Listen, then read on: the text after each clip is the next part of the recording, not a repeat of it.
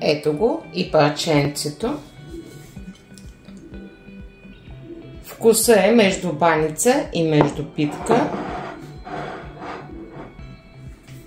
Много вкусна месеница с сирене. Продуктите, които днес ще използвам за месеницата, са 1 чайна чаша прясно мляко, 1 пакетче суха мая, 1 чайна лъжичка сол, 1 чайна лъжичка захар, 1 супена лъжица олио, 1 супена лъжица оцет, 2 яйца и брашно. Ще ви кажа след това колко точно съм използвала. В рецептата аз съм записала 3 чайни чаши брашно, но никога не тегля брашното, а просто се слагам, за да ми стане тестото меко. След това ще ни трябва олио и сирене. Сиренето ни е плънката, а с олиото ще си намазвам корите. Млякото съм си го стоплила в микровълновата съвсем за малко и към него ще си добавя чайната лъжичка захар и ще си добавя сухата мая. Ще разбъркам хубаво. Купата, в която ще си замесвам тестото, си изливам маята и прясното мляко. Добавям си и 2 яйца, като леко ще си ги разбъркам.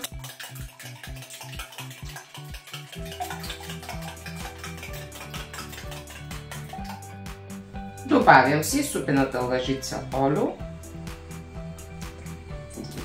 и добавям супената лъжица оцет. Брашното съм си го пресяла и започвам да добавям от него.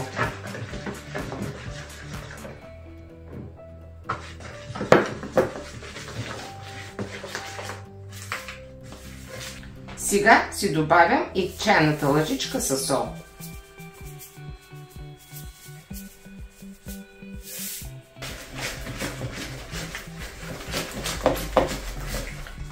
И продължавам да си добавям от брашното. Може да използвате хлебопекарня, за да ви замеси тестото, ако не може да месите.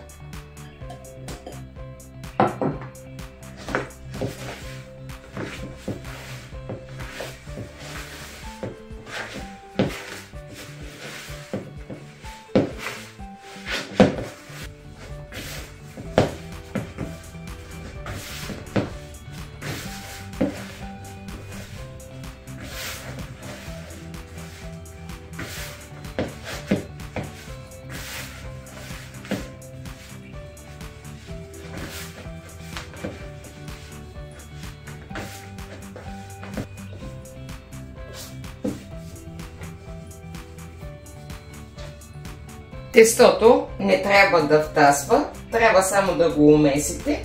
И сега, за да ми стане по-бързо това тесто, аз го слагам в хлебопекарнята и ще я пусна на програма тесто. Само да го умеси и след това е готово.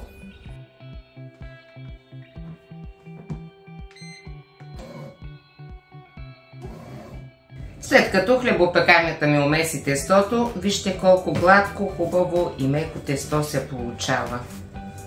Брашното, което използвах, беше 580 грама.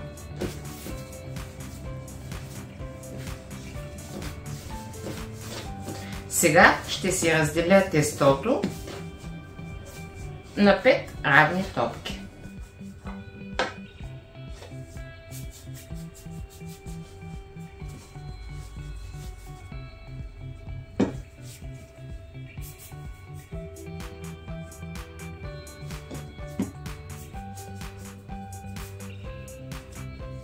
Ще си я оформя хубаво.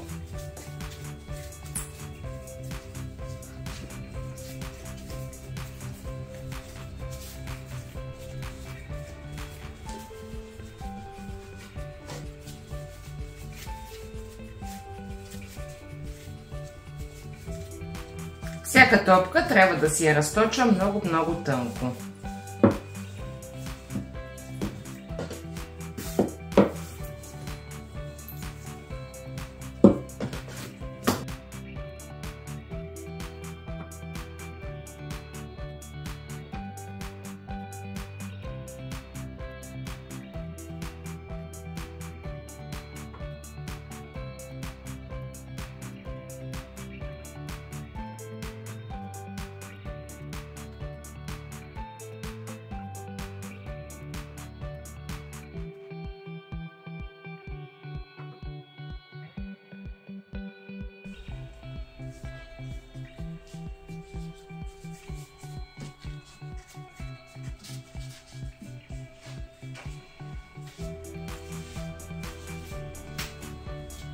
Намазвам си я хубаво с мазнина.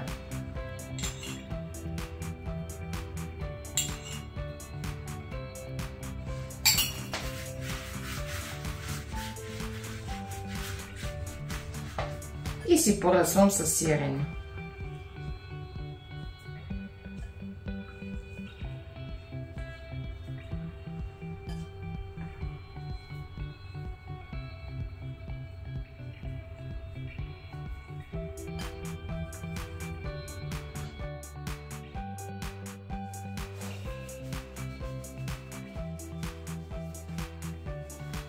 Тавата, в която ще си пека, си я намаслявам хубаво с олио. Аз ще използвам тавата на фурната.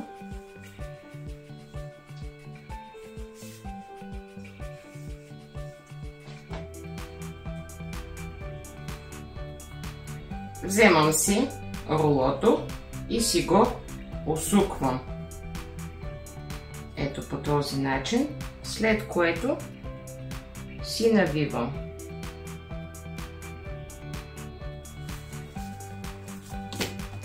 По същия начин първо ще си разточа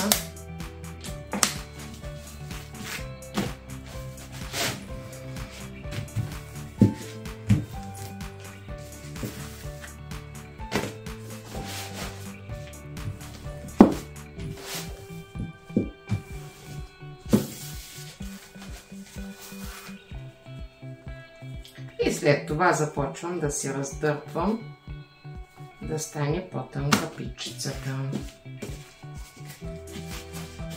Не се притеснявайте, че се къса и да има дупчици, няма никакво значение.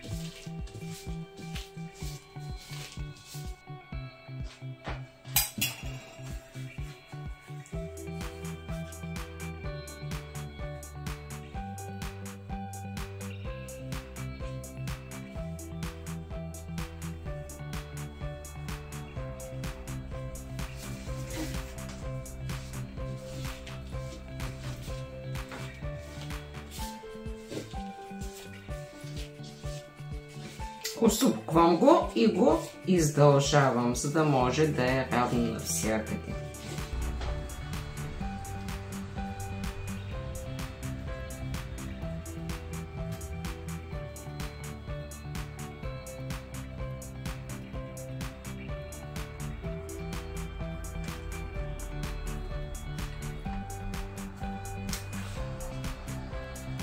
Ето я и готовата месеница. Сега ще я оставя да може хубаво да втаса, да удвои размера си.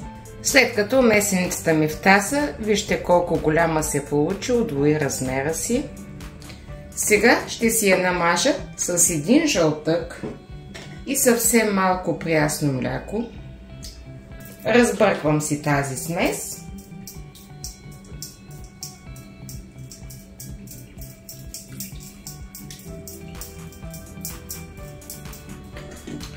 И с нея си мажа цялата месеница.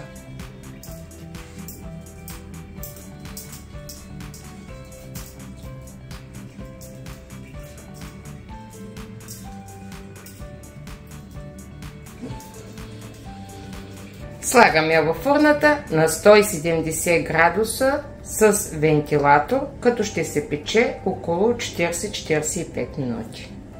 Ето я и готовата месеница, като се пече при мене 40 минути.